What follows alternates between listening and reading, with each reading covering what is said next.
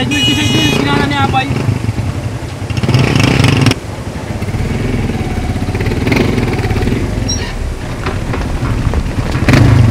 Yun.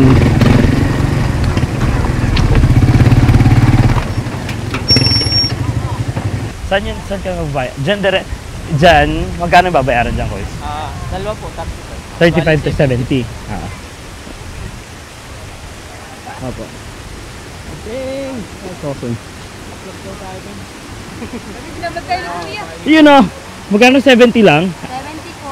35 isa. Okay. Ingat po kayo. Thank you po. Ito na yun sir, yung pinakambungan. So kailan inopen yung ano? Kailan kayo nag-start mag-operate kuya na merong mga tour guide na Nung ano sir kasi bago po lang po ako sir. after pandemic to? Pandemic. Oo sir, pandemic. Pero dati na po matagal na open to. Kaya lang nung inabot ko ng pandemic, halos ilang years po, 19, 20, mga 21 yan. Nag-start po ulit. Ganda. Nice. Marami naman pong tao na nagpupunta dito. Marami po, katulad po ngayon, marami po. Mostly weekends, pumupunta sila. Po talaga, lalo po pag holiday. Marami. Yan, ito si kuya ang aming tour guide. Kuya, ano ang pangalan mo? Nakalimutan ko, sorry. Golis po, Golis. Golis? Opo. So dito ka na rin lumaki, no? Opo, dito na rin po. Dito na rin po nagkaisip. Dito na nagkaisip. Maganda nga na meron ng at least, alam mo yun, hanap buhay para sa mga lokal. Oo, sir. Yung sa picture. Nice.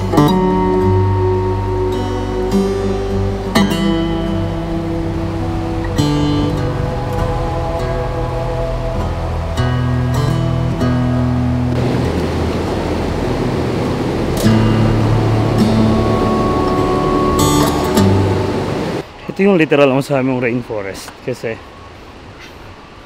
umuulan. Dito, panibagong bayad dito, no? Magkano yun?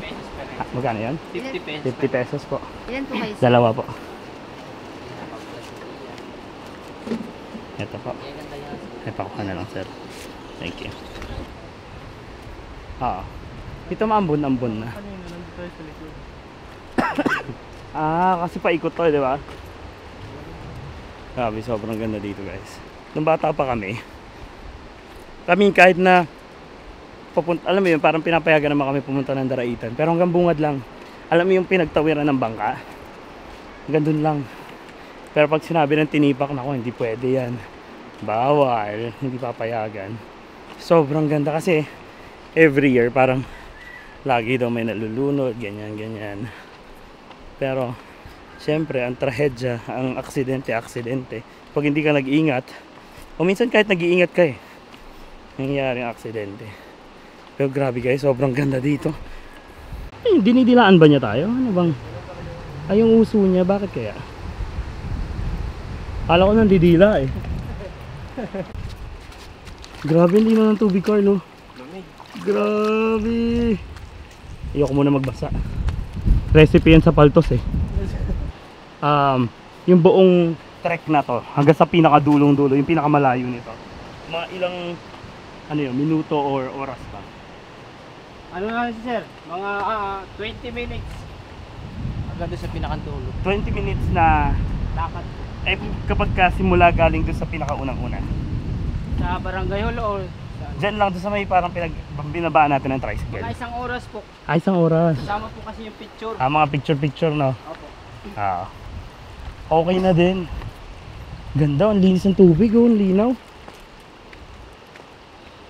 Mabukal po yan. So, yung source ng tubig ng buong barangay Daraitan, nanggagaling sa dito? Sa bundok po, sa pinakantaas. Sa taas pa.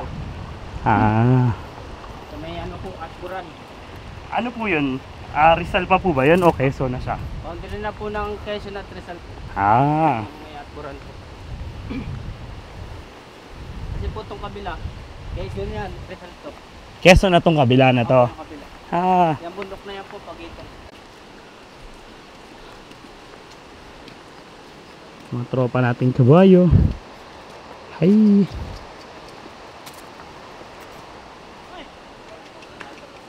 Naiwan na siya. Maway ka muna. Hello, sir. Good morning po. Morning. Tapos ito, another registration to, ano? 30 pesos. Dito 30. Magkano po? Sulat mo ng pangalan. Pangalan niyo po. Dalawa po kami. So guys, ito palang parte ng itong area na to. Ano pala siya, parte na siya ng General Nakar, Quezon Province. Uy, adventure. Temple Run. Temple Run.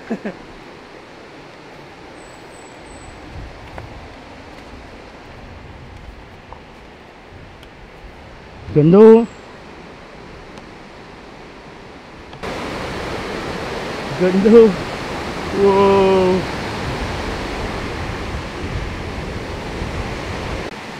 Ganda ng bato. Grabe no. Woo. So yun na nga guys, dito kami sa pinakang dulo ng Tinipak. Grabe, sobrang ganda ng ng mga rock formation. Alam ko parang ano yata ito eh, limestone formations. Sobrang lalaki, grabe. Sobrang ganda guys. Palipad tayong drone. Ganda, grabe.